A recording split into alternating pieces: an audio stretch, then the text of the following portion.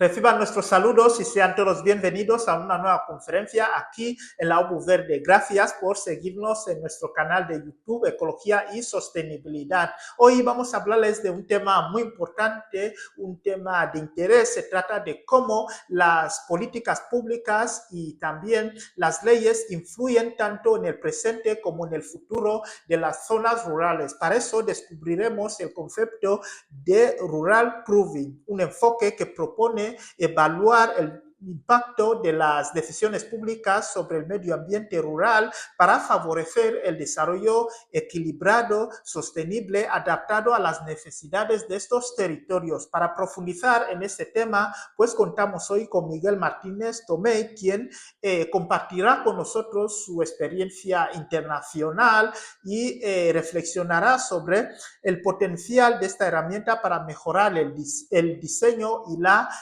aplicación de las políticas públicas. Sin más, les dejo con el ponente para que pueda desarrollarnos el tema objeto de la conferencia. Miguel. Buenas tardes y ante todo muchas gracias por la hospitalidad de UBU Verde, por traerme hasta aquí y por supuesto a todas las personas que estáis allí escuchando. Bueno, yo quería comenzar refiriéndome a algo que me llamó mucho la atención hace algunos años. Bueno, un grupo de municipios pirenaicos de Navarra lanzó una campaña, no sé si muy bien organizada, pero ahí salieron a los medios y era una campaña dirigida a quienes elaboran las leyes y las políticas públicas. Y su mensaje lo resumían en una sola frase: 5 minutos por los pueblos. O quizás dicho más en navarro aragonés, pensad 5 minuticos. 5 minuticos antes de aprobar una ley. 5 minutos antes de diseñar una política pública. 5 minutos pues, para hacerse una pregunta muy sencilla.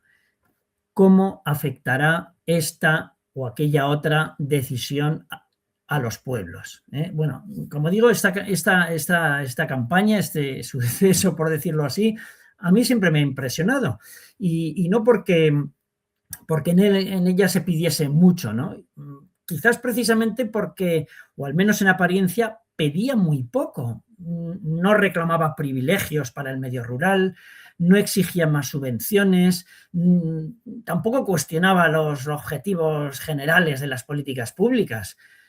Pedía algo mucho más elemental, y es que antes de decidir, pues alguien pensara en los pueblos. En fin, yo creo que una sociedad que necesita pedir algo tan sencillo está señalando también un problema mucho más profundo, y que no es un problema meramente del medio rural, es el problema de la manera en que elaboramos las políticas públicas, porque las leyes casi nunca, podemos decir, perjudican a los pueblos por decisión expresa. Yo lo siento por quienes lo creen. Algunos de ellos he tenido que discutir precisamente de esto, con los de Teruel existe o los de la España vaciada, que nadie ha llevado al medio rural a su declive por un contubernio que lo que quería era destruir la ruralidad. En fin, esto no es real, ¿no? Yo creo que el problema es que muchas veces esto pasa porque nadie pensó en ellos mientras estaba elaborando las leyes.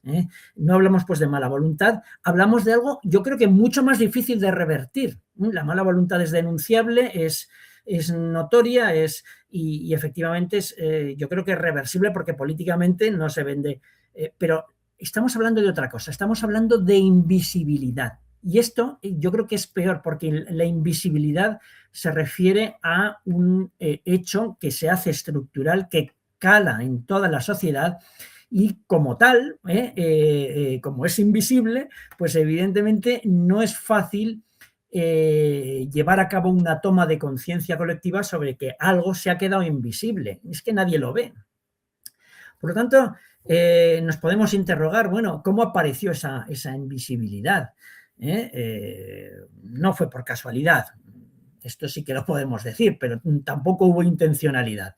A lo largo del siglo XX Y yo creo que explicar un poco el trasfondo de cómo llegamos hasta aquí para justificar el por qué ahora necesitamos, que este es el tema de nuestra conferencia de hoy, ¿no? Esa rural proofing, esa evaluación previa del impacto potencial de una ley o de una política, pues yo creo que es pertinente, ¿no? Como digo, a lo largo del siglo XX España experimentó, pues como la mayor parte de los países industrializados, quizás con mayor o menor retraso, pero inició una transformación social que podríamos decir que es la más profunda de su historia, atendiendo a dónde nos han llevado los tiempos, ¿no? Desde la aparición de las primeras ciudades, y me remonto ya a la antigüedad muy antigua, yo creo que, vamos, sin duda, nunca se había producido una concentración tan intensa de la población en el espacio urbano. A partir de la década de 1950, cuando el número de habitantes de las ciudades igualó por primera vez al de quienes vivían en el medio rural, el proceso se aceleró de forma vertiginosa hasta desembocar en el país que hoy conocemos. Alrededor del 85% de la población hoy día vive en entornos urbanos o periurbanos y apenas un 15% reside en el medio rural.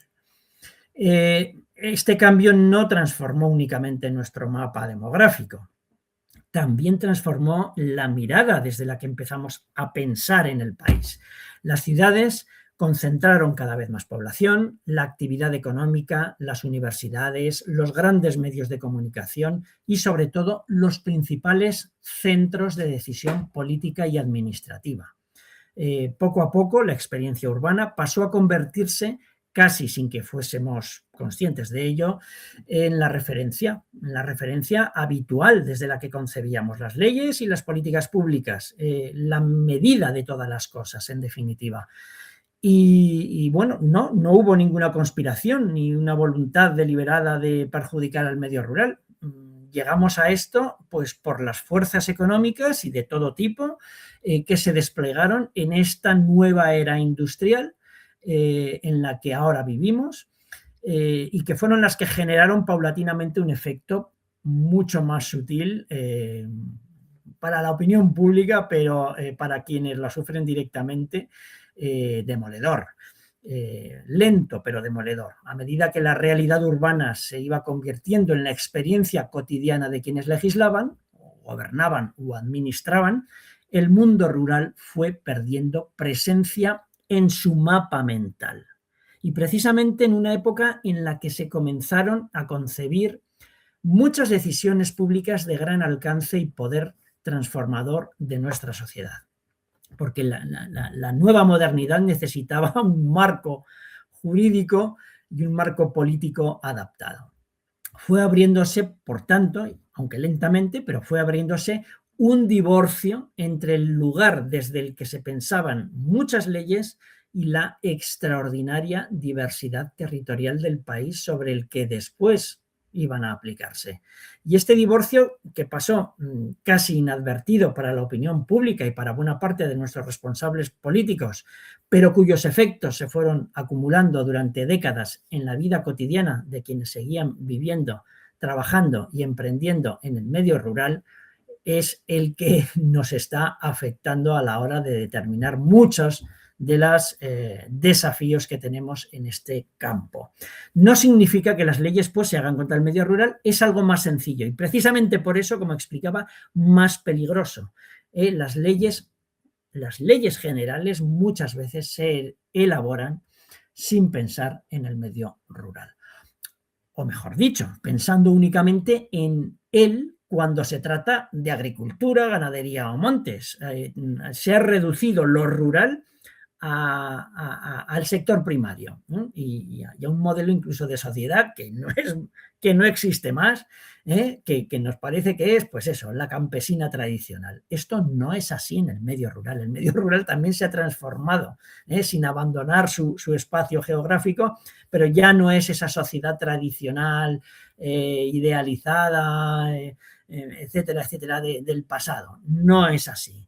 Y sin embargo, para la forma en la que se manifiesta la modernidad en el medio rural, el marco sigue siendo inadecuado. Como decimos, sector primario, pero es que para el resto de las políticas, pues eso se daba por supuesto que una misma solución servía por igual a todo el territorio. El viejo café para todos, el one size fits all, que se dice en inglés, pues ha terminado proyectando sobre realidades muy distintas normas concebidas para un país que sencillamente no existe. Y cuando una parte de la realidad desaparece del proceso de elaboración de las leyes, tarde o temprano reaparece en sus consecuencias.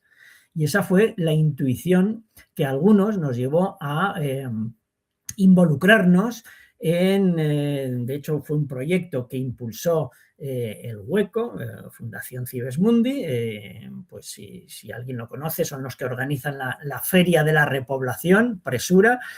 Por cierto, este año se celebra en Burgos, en noviembre, así que lo aconsejo vivamente que quienes estéis interesados pues os acerquéis a ella. Y bueno, pues ellos plantearon hacer un tanque de pensamiento, lo denominaron G100, porque se componía de 100 personas, 50 mujeres, 50 hombres. Había 3 coordinadores, uno de los cuales era yo, y nos dedicamos a ser pues, ese primer foro de reflexión estructurado, creado en España sobre rural proofing.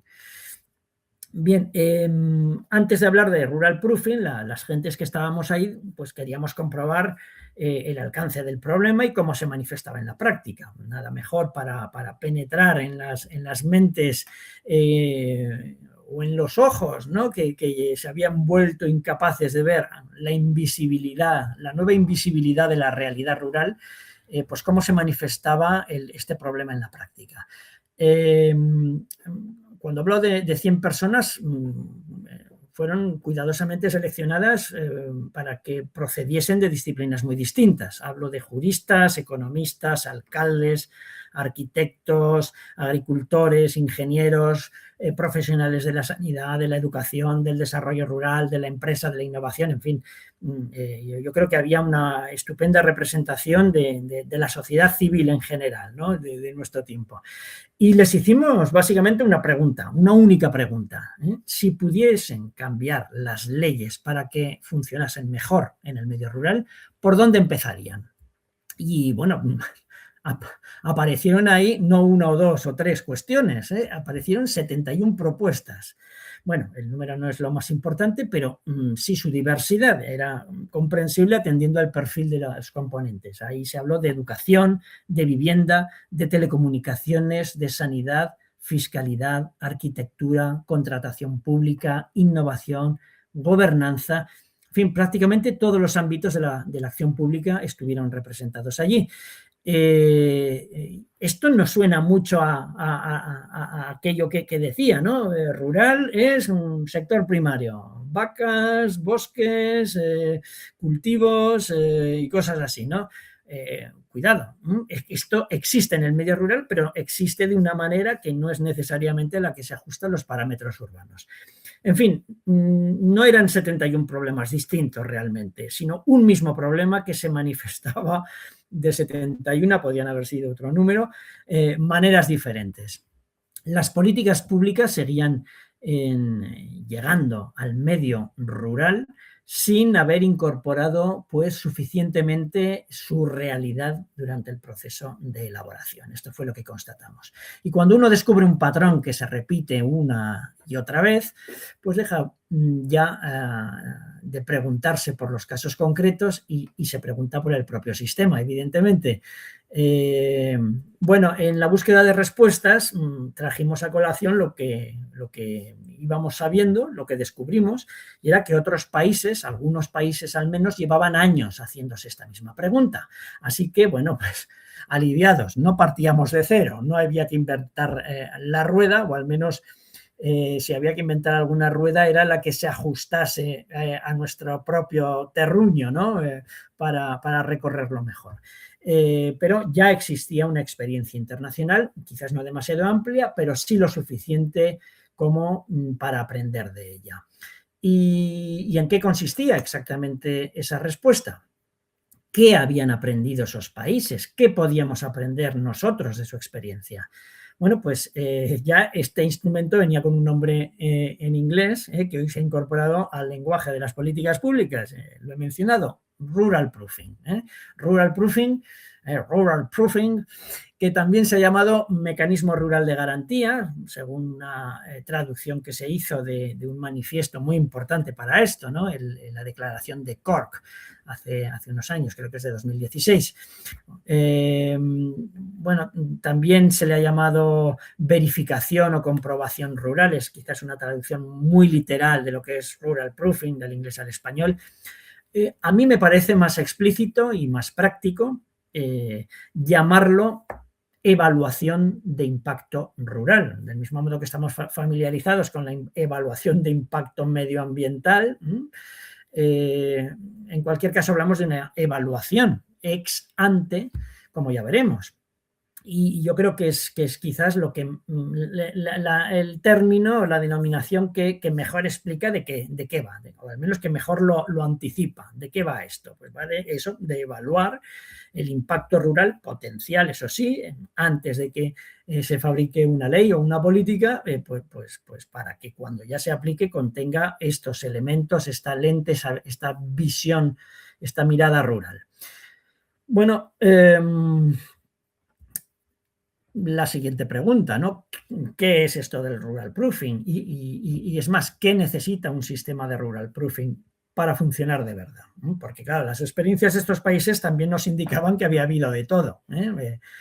Había habido, bueno, sonoros fracasos hay, pero no todos los fracasos son completos, ni todos los triunfos lo son igualmente. Hay experiencias que nos tienen que llevar del aprendizaje a concluir si efectivamente esto vale la pena, es viable o hay que mirar otra cosa. Y en el caso del rural proofing ya anticipo que de esas experiencias positivas y negativas se traslada que vale la pena intentarlo, vale la pena porque puede ser la forma, al menos, de sujetar esos 5 minuticos en la mente del legislador para pensar en los pueblos.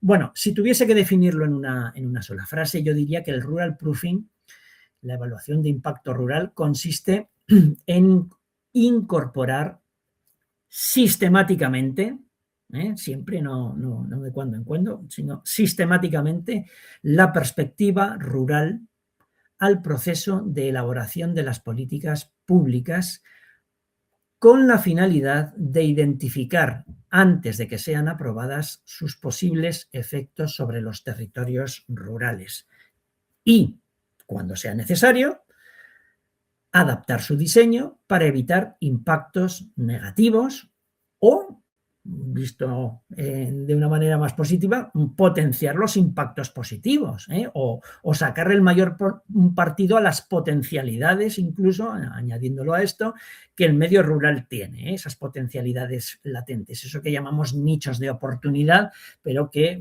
pues se han quedado ahí porque nadie acaba de verlos. Bueno, a mí me interesa esta aproximación positiva, porque una de las lecciones aprendidas por el rural proofing, sobre todo en el Reino Unido, era que en un momento dado ya se partía de una concepción del menesteroso rural, ¿no?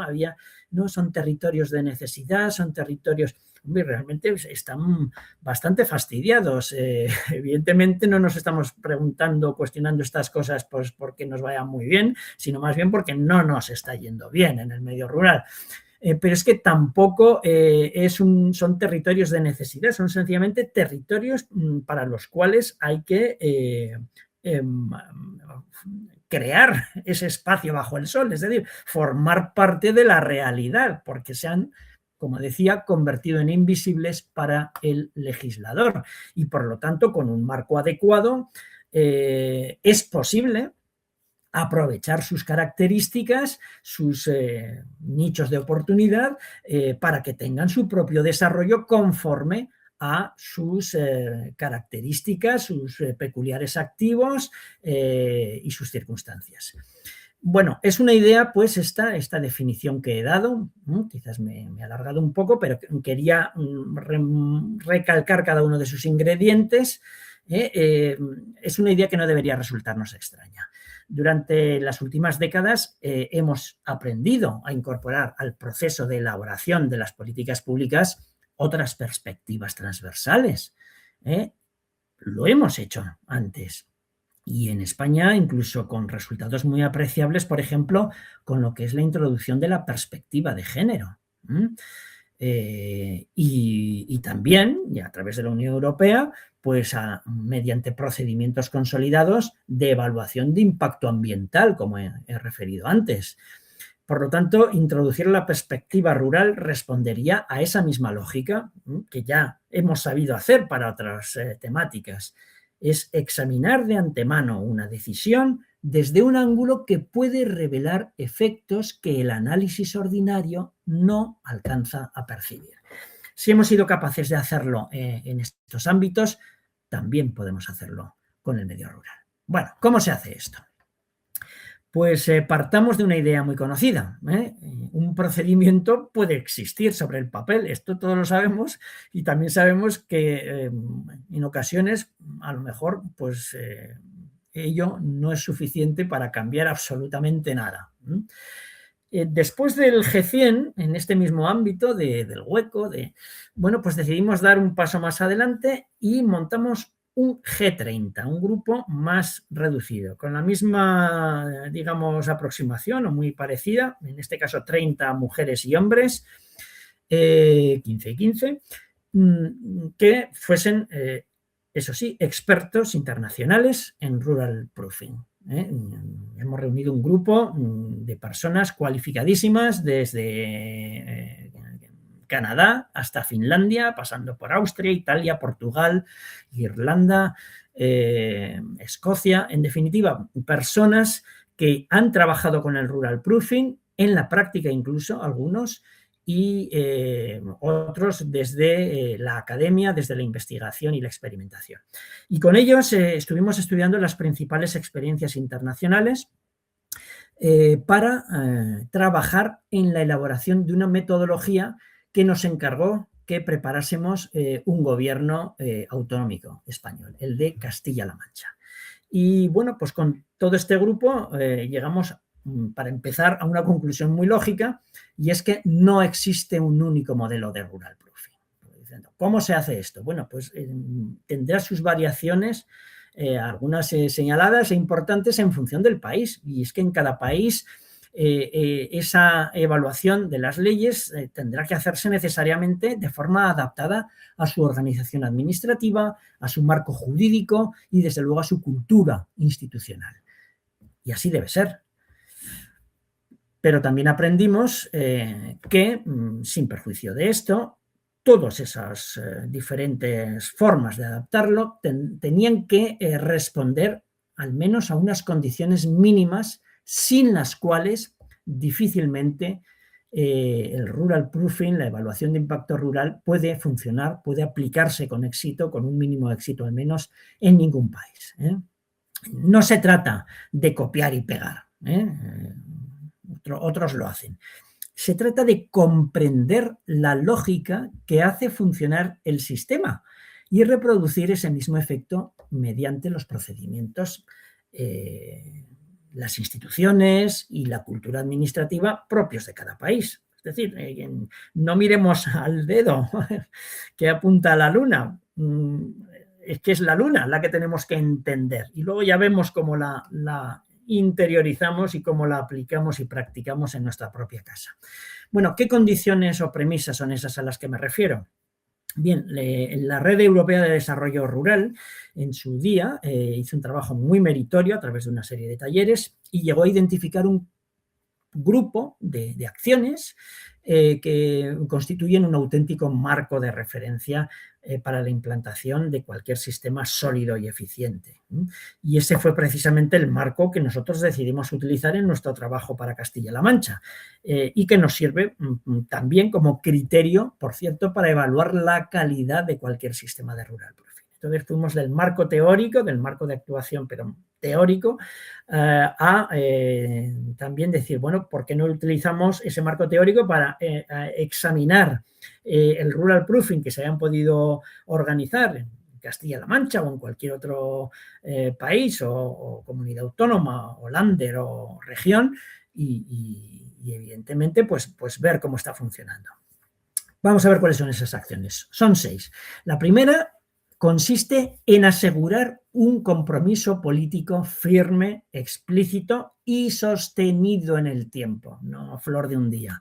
Implantar un sistema de evaluación de impacto rural requiere, para que arranque y para que se mantenga lo suficiente como para perdurar, liderazgo, recursos, respaldo institucional, claridad sobre sus objetivos y, por supuesto, una voluntad de continuidad que vaya más allá de los cambios de gobierno. Tiene que ser una política de Estado, que se dice por ahí. No lo digamos, no vaya a ser que se arruine. Lo llamaremos sencillamente, bueno, que todo el mundo esté de acuerdo al menos en lo fundamental, ¿no? Y yo creo que esto no tiene color político. En fin, una voluntad política firme y consensuada, evidentemente, para que se mantenga a largo plazo, independientemente de los cambios coyunturales de la política y del gobierno. La segunda acción indispensable consiste en construir una visión positiva y compartida del medio rural y definir claramente el papel que este rural proofing haya de jugar para ayudar a su consecución. Hablar de despoblación no es suficiente.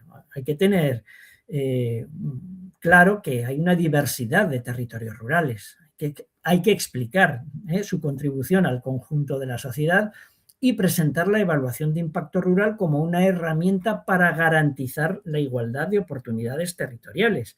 Estamos hablando, al hacer todo esto, de asentar el concepto de justicia social general en una modalidad específica que algunos académicos que forman parte además del G30 han llegado a definir en sus artículos muy sesudos, es el concepto de justicia territorial. Es la traslación de la justicia social al aseguramiento de que ésta es accesible independientemente, o al menos en una proporción o con unas premisas muy razonables, en cualquier punto del territorio donde se viva. Por lo tanto, esto es muy necesario que se mantenga presente en la mente del legislador. La tercera acción consiste en organizar el sistema. Hay que definir con claridad quién hace qué, establecer responsabilidades, crear un órgano rector con capacidad técnica y de coordinación, idealmente al más alto nivel del Poder Ejecutivo, anejo a la presidencia o en el propio gabinete de quien presida. Hay que designar también unidades en cada departamento o puntos de contacto y asegurar la cooperación entre los distintos niveles de gobierno y, por supuesto, la cooperación entre estos, entre el gobierno y los actores rurales. Fundamental. Ellos son los que nos aportan el contacto con la realidad y la narrativa de aquello que debemos abordar en su modalidad rural. Requiere pues de dos cosas. Hay que dotarlo de medios suficientes, porque esto no lo puedes hacer sin una mínima dotación. Es que hay que poner dinero y hay que poner personal. Mucho, poco, ¿vale la pena? Vale la pena con creces. La experiencia de los casos que hemos estudiado indica que no hay que hacer un dispendio inasumible, ni mucho menos. Y es necesario contar con otra cosa, con un paladín, con un campeón dentro de cada departamento que dé la cara por la visión rural en la toma de decisiones. Y también algo, los anglos lo llaman así, interesante, un perro guardián que supervise su buen funcionamiento general y su consolidación y lo defienda frente a quienes lo cuestionen de una manera poco fundamentada al menos. Bien, la cuarta acción consiste en dotar al sistema de procedimientos, herramientas y conocimiento. Son necesarias directrices comunes, criterios claros sobre cuándo y cómo realizar las evaluaciones, datos cuantitativos y cualitativos de calidad, información suficientemente desagregada sobre el medio rural. Entender el medio rural, pues a menudo en la estadística general lo pierde, no lo desagrega, no hay granularidad en nuestra estadística y me hacen falta mecanismos que garanticen la transparencia del proceso. no tenemos que hacernos trampas jugando al solitario.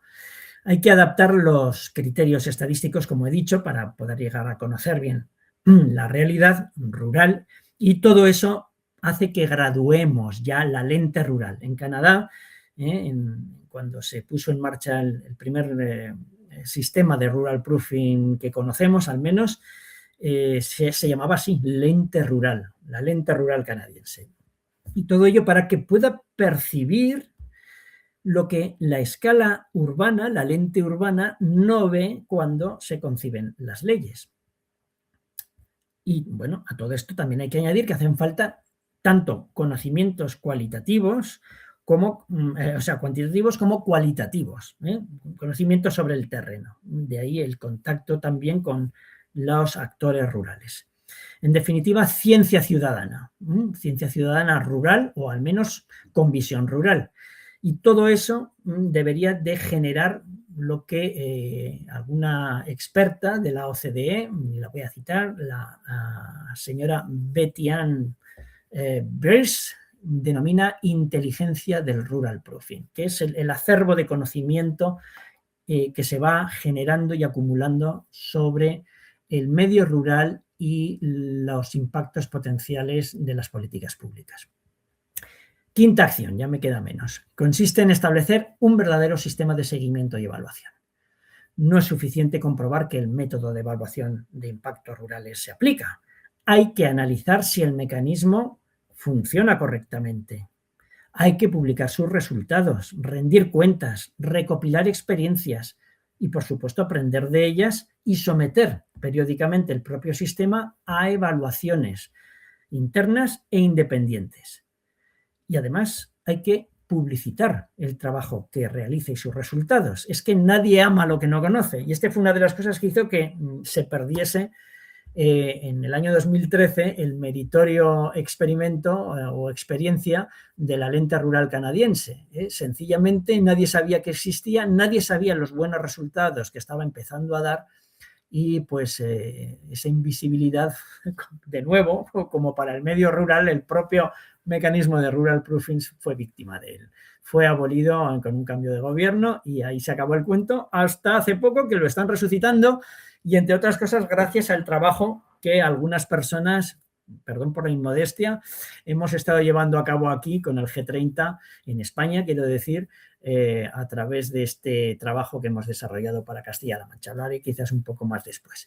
Pero bueno, acabamos. La sexta premisa, la sexta acción indispensable para poder tener un buen sistema de rural proofing es consolidar a largo plazo una auténtica cultura de rural proofing. Es establecer circuitos de formación continuada, aprendizaje compartido entre departamentos y administraciones, también formación para los actores rurales, para la participación sobre todo, coordinación y conversación permanentes entre los departamentos y los actores rurales, pero también los expertos, la universidad, las instituciones académicas o de investigación, la revisión periódica de los objetivos y, en general, lo que sería la mejora progresiva del sistema. Tenemos que entender el rural proofing como un proceso incremental que madura y mejora con la experiencia. Bueno, y este es en esencia el marco de acción que recopiló la Red Europea de Desarrollo Rural. Como veis, no describe un procedimiento concreto, describe las condiciones sobre las cuales se puede construir un sistema eficaz de rural proofing capaz de incorporarse de manera estable al funcionamiento ordinario de las administraciones públicas.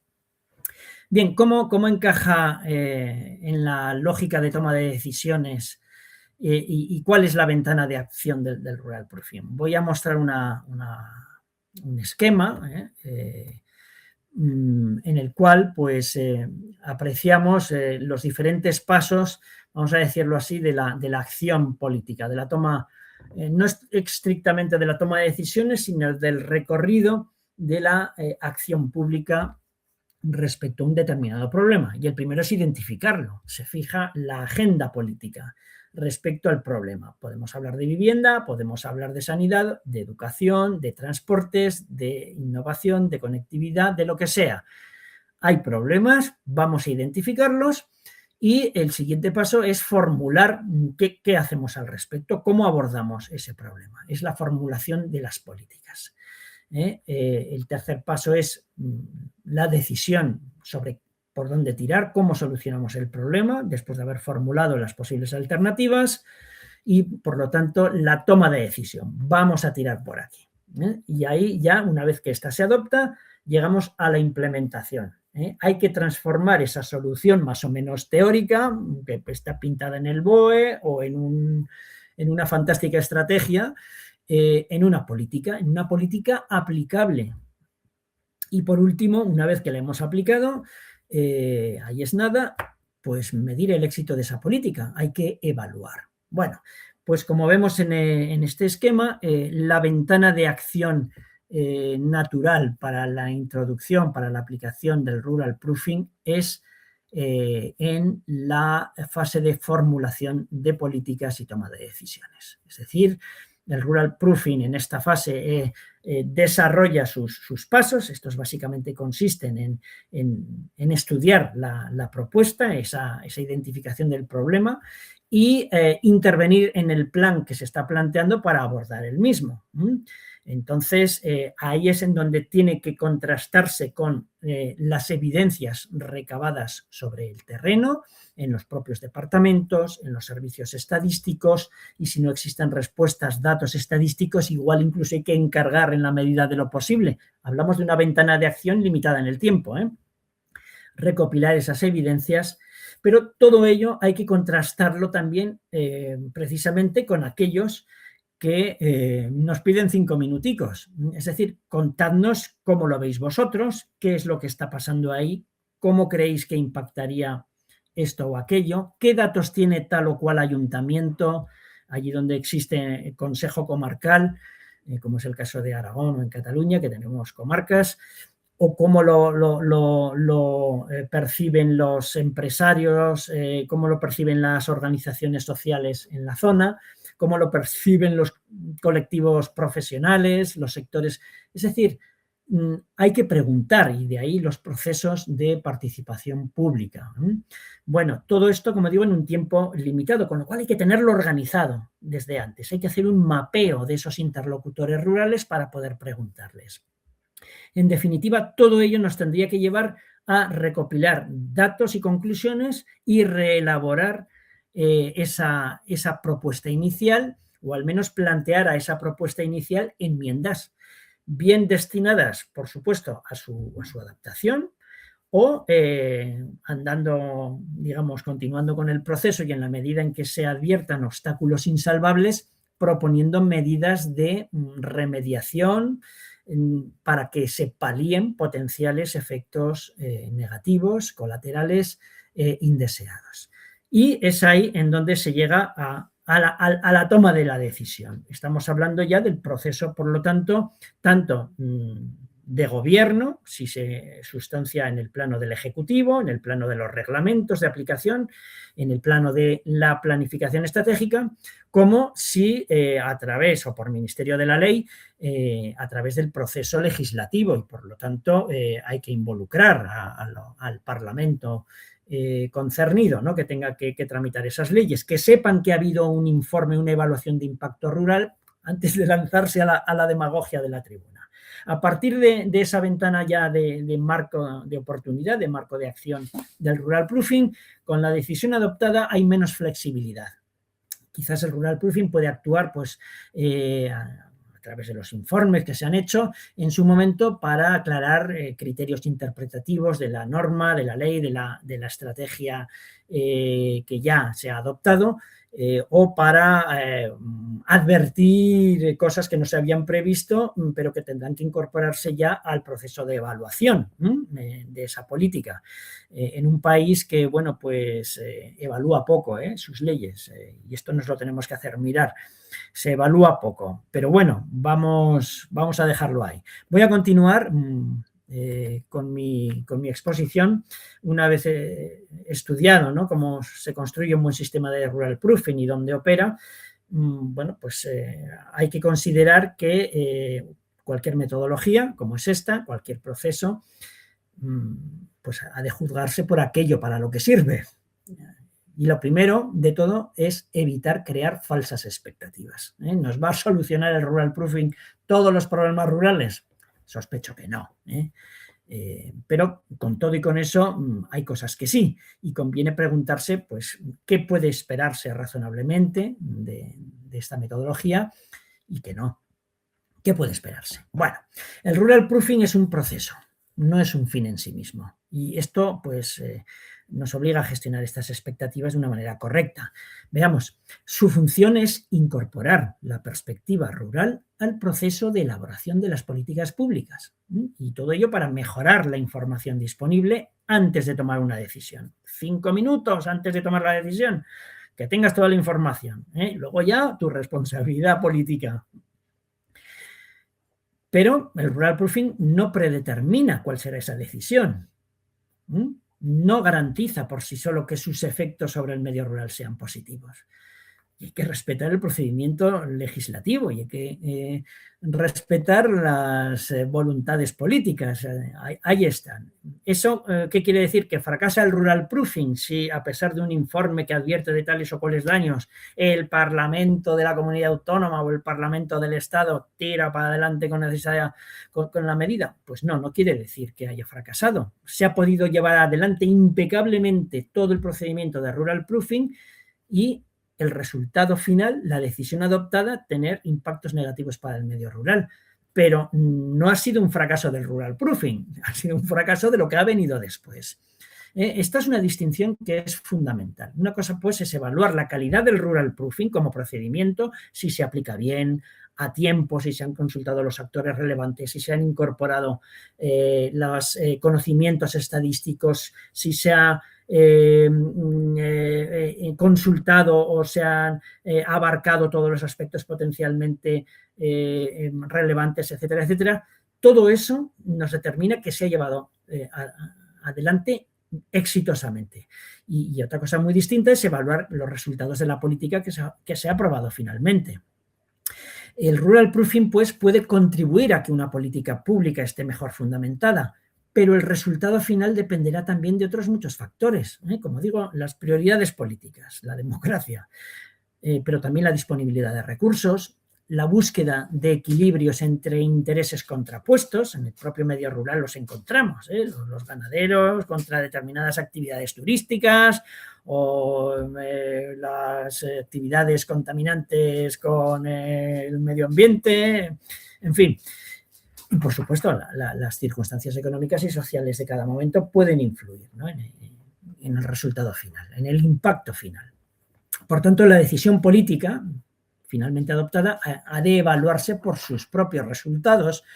Si el objetivo de una política es mejorar las condiciones de vida en el medio rural, habrá que valorar posteriormente si realmente lo ha conseguido. Pero ese juicio ya corresponde a la evaluación de la política, no a la evaluación del rural proofing como procedimiento. En fin, no implica que ambos procesos estén desconectados. Cuidado, al contrario. Conviene seguir la trazabilidad de las recomendaciones formuladas durante la evaluación de impacto rural para conocer si fueron aceptadas, modificadas o rechazadas y hasta qué punto influyeron en la decisión final. Es decir, se puede llevar el recuento o levantar acta de yo lo dije, pero luego no se incorporó. Y volver sobre ello después, efectivamente, cuando se constatan los impactos en la evaluación ex post, una vez que ya se aplican las políticas, es decir, quizás este impacto o necesariamente este impacto no se hubiese producido o no de esta manera o no con esta intensidad si se hubiese atendido a una recomendación de rural proofing que no se atendió. El rural proofing, impone, por tanto, una obligación de procedimiento, no una obligación de resultado. Y su éxito, por tanto, debe valorarse, en primer lugar, comprobando si el proceso se desarrolló correctamente, como digo, como he dicho antes, si se aplicó en el momento oportuno, contó con toda la información, participaron los sectores adecuados, se utilizaron correctamente las herramientas disponibles, por supuesto, si las conclusiones llegaron a tiempo, quienes debían decidir, todo eso. Y hay que añadir otro matiz, aunque la evaluación del rural proofing como procedimiento y la evaluación de las políticas públicas son dos cosas distintas, existe ese punto de encuentro entre ellas.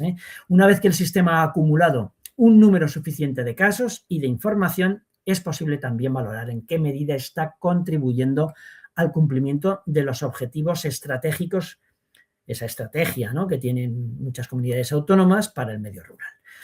Entonces, no se trata de atribuirle en exclusiva los resultados alcanzados, porque estos dependen de muchos factores, pero sí de analizar las mejoras introducidas gracias a la evaluación de impacto rural y ver si han evitado efectos negativos, han generado efectos positivos, han ayudado a orientar las decisiones públicas de forma más coherente con la estrategia rural que esté vigente, etc. Bueno, esta es la otra dimensión, ¿no?, de la evaluación que proponemos, que es comprobar si el proceso funciona correctamente. No solamente eso, sino si está contribuyendo de manera progresiva y junto con el resto de las políticas a avanzar hacia los objetivos estratégicos de desarrollo rural que se hayan marcado. Una evaluación rigurosa, pues, es fundamental para decir que el rural proofing es exitoso, aunque sus recomendaciones finalmente o parte de ellas no sean aceptadas. Claro, no nos resulta indiferente lo que pase después, a pesar de todo. Cuando las recomendaciones no sean acogidas, hay que dejar constancia de ello. Y analizar las razones, además, a ser posible.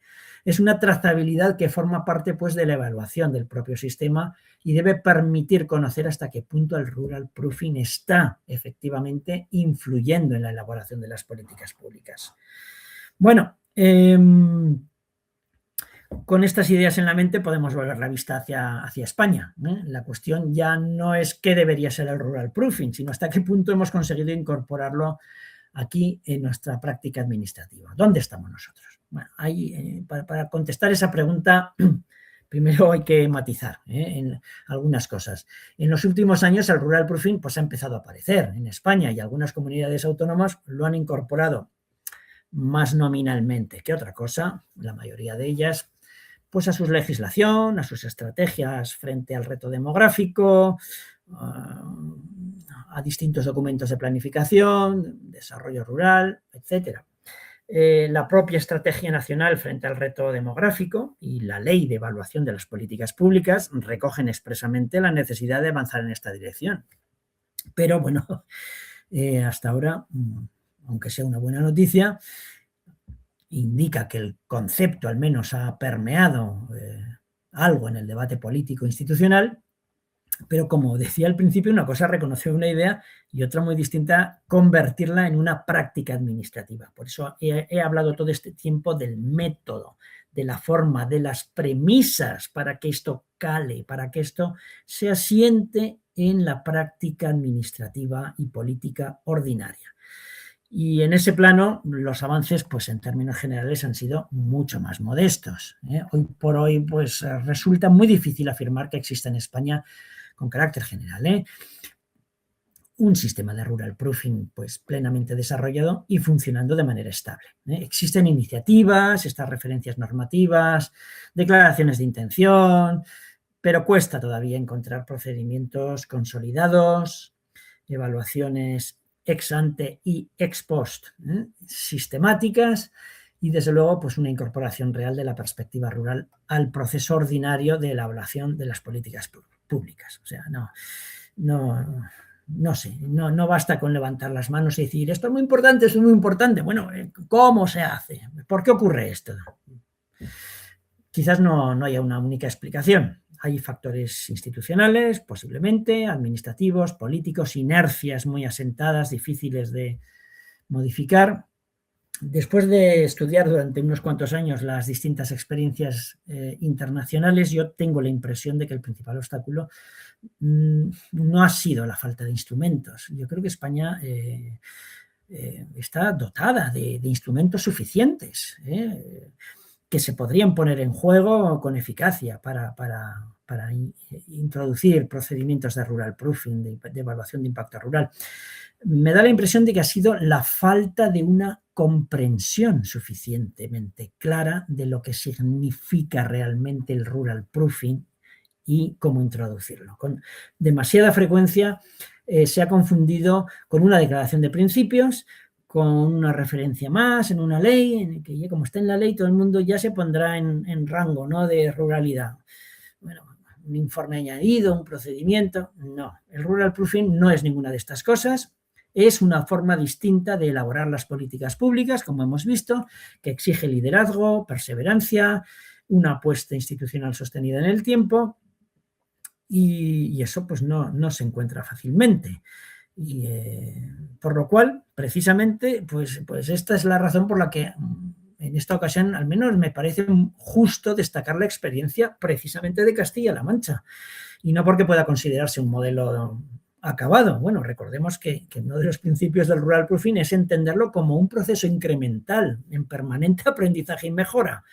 Pues esto aplica a Castilla-La Mancha, evidentemente, aunque sea con bastante distancia, en este sentido, la comunidad autónoma que más ha avanzado en todo esto, en España.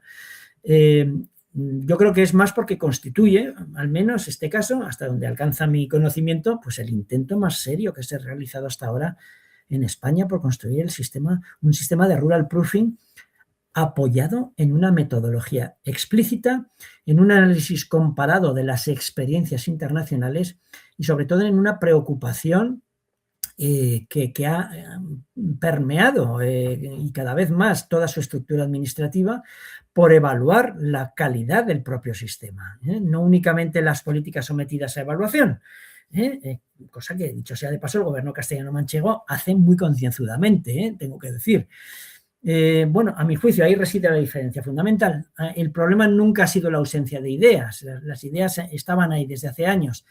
El desafío consiste en transformarlas en instituciones que funcionen de manera estable, generen aprendizaje y sean capaces de mejorar progresivamente la forma en que elaboramos las políticas públicas. Y si volvemos a esas 6 acciones básicas, a esas premisas, es que Castilla-La Mancha las ha ido aplicando, y la primera que citábamos, una voluntad política muy consensuada, muy transversal. Hay una unanimidad y un consenso enorme, transversal en la sociedad y en la clase política de Castilla-La Mancha, de que esto tiene que instaurarse.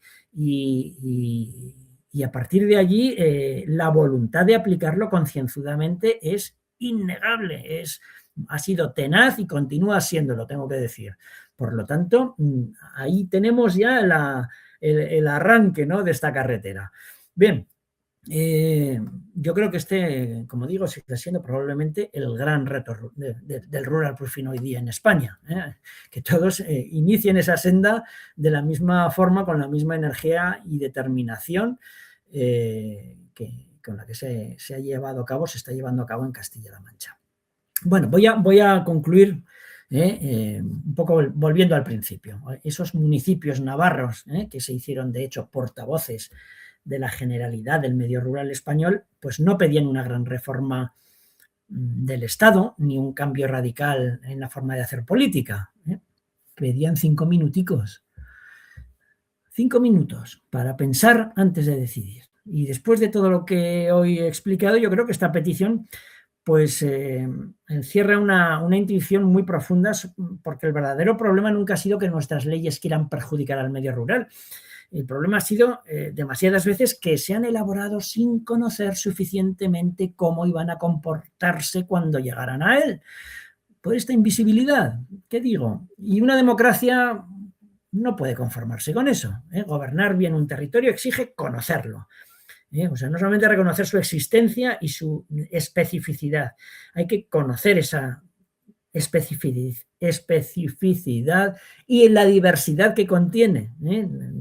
Insisto, no hay una sola ruralidad, hay múltiples ruralidades, y esto es algo que el rural proofing también tiene que contemplar en su matriz de análisis. Comprender que una misma decisión puede producir efectos muy distintos según el lugar donde se aplique, y hacer ese esfuerzo antes de aprobar las políticas y no cuando sus consecuencias ya son irreversibles. Ese es el fondo, el sentido del rural proofing. No sustituye la decisión política, no elimina los conflictos de intereses, no garantiza por sí sola óptimos resultados, aunque no hay duda, sí que los dará mejores de los que habría si no se aplicase, porque obliga a que las decisiones se adopten con un conocimiento más completo de la realidad, con una mayor conciencia de sus consecuencias territoriales. Y esto ya por sí solo supone una mejora de la calidad de nuestras políticas públicas. Podemos decir, pues, que no es excusa, es decir, que se desconoce un problema. Sabemos por qué se produce, sabemos que en otros países llevan años intentando corregirlo, sabemos cuáles son las condiciones que permiten construir un sistema de evaluación de impacto rural serio y eficaz, y empezamos a disponer ya de experiencias propias de las que aprender. Por lo tanto, ya no tenemos un desafío, no deberíamos tener un desafío conceptual, sino institucional, caramba, consiste en incorporar de forma estable esta manera de trabajar a la cultura de nuestras administraciones públicas. Porque al final el rural proofing no es una técnica reservada a especialistas, ni a una nueva, ni supone una nueva carga burocrática intolerable, ni un dispendio inabarcable. No, es sencillamente una forma, una inversión en obligarnos a recordar que las políticas públicas no se aprueban para los territorios que imaginamos, sino para los territorios que realmente existen. Y cuanto mejor conozcamos esa realidad antes de decidir, mejores serán también nuestras decisiones. Quizás eso era en el fondo lo que querían decir aquellos alcaldes navarros cuando pedían 5 minuticos. No que se pensara más en los pueblos solo, que se pensara mejor. Una idea muy sencilla, una ejecución complicada, bueno, pero no imposible, pero eso sí, un objetivo realista, un objetivo que está a nuestro alcance. Y con esto acabo y doy las gracias a esta distinguida audiencia por haberme prestado atención todo este tiempo. Hasta otra ocasión.